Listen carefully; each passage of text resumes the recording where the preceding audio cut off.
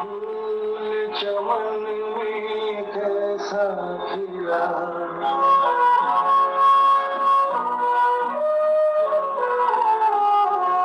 ये फूल चमन में कैसा खिला, माली की नजर में प्यार नहीं, हंसते हुए क्या क्या देख लिया, अब बहते हैं आंसू बहने दो, या दिल की सुनो दुनिया वालों। नमस्कार मित्रों, आज पुनः फुलवारी में संवाद में आपका स्वागत है। जो गीत आपने सुना ये फिल्म अनुपमा का है। आज हम इस फिल्म पर संवाद करेंगे। सर्वप्रथम मैं आपसे पूछना चाहूँगी कि इस गीत के बारे में कुछ बताइए। ये 1966 की फिल्म, जैसा आपने कहा, अनुपमा है, जो ऋषिकेश मुखर्जी की फिल्म है। जी। और इस गीत में जो गीत जो लिखा है वो कैफी आजमी जी ने लिखा, और इसकी धुन जो है, इसकी संगीत जो है वो हेमंत कुमार ने बनाई है, और इसको गाया भी हेमंत कुमार जी ने। और इसमें जो मुख्य जो लाइन है वो ये है कि एक फूल जो चमन में ऐसा खिला, माली की नज़र में प्यार नहीं। तो वो माली, इसमें उस जो मुख्य पात्र, जो नायिका हैं, वो उमा हैं, जिसको बहुत बखूबी शर्मिला टैगोर ने प्ले किया है इस फिल्म में। और उनके जन्म में उमा के, उनकी माता अरुणा की मृत्यु हो जाती है। पिता उनके उस बात से आघात पहुंच जाता है, और वो अपनी पुत्री का जब शक्ल नहीं देखना चाहते।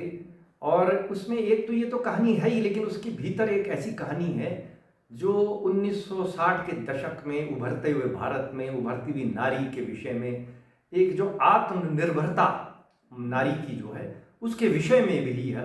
बहुत महत्वपूर्ण एक, मैं कहूँगा, कहानी और फिल्म है। जी, आपने बहुत अच्छा बताया।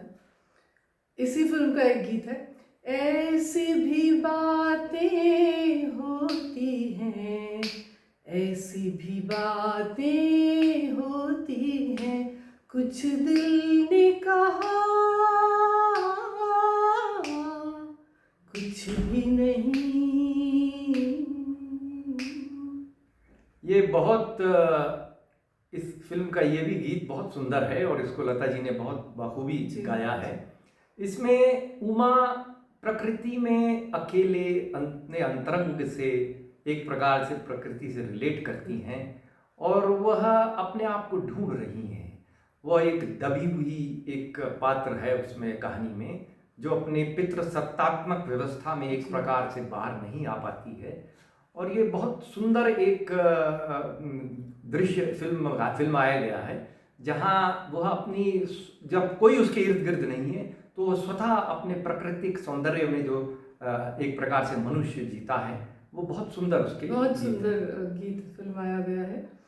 इस फिल्म के मुख्य मुद्दे पर आपने प्रकाश डाला है, जो महिलाओं की आत्मनिर्भरता है। तो फिल्म के अंत में, कहानी के अंत में इसका समाधान कैसे होता है? जैसा मैंने कहा, इसमें एक प्रकार से नारी की आत्मनिर्भरता का विषय है, नारी के सशक्तिकरण का विषय है। एक ऐसे समय में जब उभरता हुआ भारत था, और ये आज भी प्रासंगिक विषय है।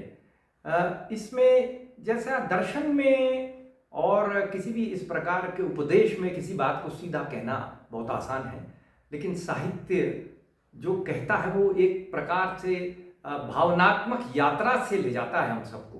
और रंगमंच हो और सिनेमा भी एक प्रकार से साहित्य का भाग है, और इसीलिए साहित्य को समाज में इतना महान स्थान दिया गया है।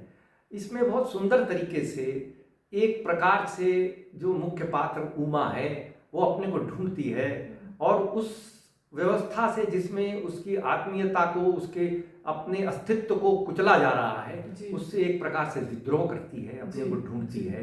और वो जो अंत में बहुत सुंदर मार्मिक दृश्य है, जिसमें अपने पिता से वो जब कहती है, उससे पहले मुख्य पात्र जो उसमें अशोक धर्मेंद्र जी ने निभाया है, वो बहुत अच्छे से वो कहते हैं कि भाई, मेरा दरवाजा उमा तुम्हारे लिए हमेशा खुला है। लेकिन वहां तक मेरे दरवाजे तक आने के लिए तुम्हें अपनी इच्छा शक्ति जागृत करनी होगी। जी। अपने घर से मेरे घर तक तुम्हें स्वयं चलकर आना होगा। बहुत सुंदर। और वो फिर अंत में अपने पिता से वो बोलती है हिम्मत करके, साहस करके कि मैं आपके घर से हमेशा के लिए जा रही हूँ पिताजी, आप मुझे आशीर्वाद दीजिए। तो एक प्रकार से विद्रोह भी है, लेकिन अपने पिता का सम्मान, प्रेम, उसके अपने जो संस्कार हैं वो भी जीवित थे। तो अपने पिता का वो जब पैर छूती है तो वो नीचे से ऊपर अपने पिता की आंखों में देखकर बोलती है, पिताजी आपका हाथ मेरे सर पर है, मुझे मैं जाऊं ना, मैं जाऊं। बहुत सुंदर अनुमति भी लेती है। तो एक चेंज, कंटिन्यूटी और चेंज है, बहुत सुंदर तरीके से है। बहुत सुंदर अंत है इसका। क्या दर्द किसी का लेगा कोई, इतना तो किसी में दर्द नहीं, बहते हुए आंसू और बहें, अब ऐसी तसल्ली रहने दो, या दिल की सुनो दुनिया वालों। नमस्कार। नमस्कार।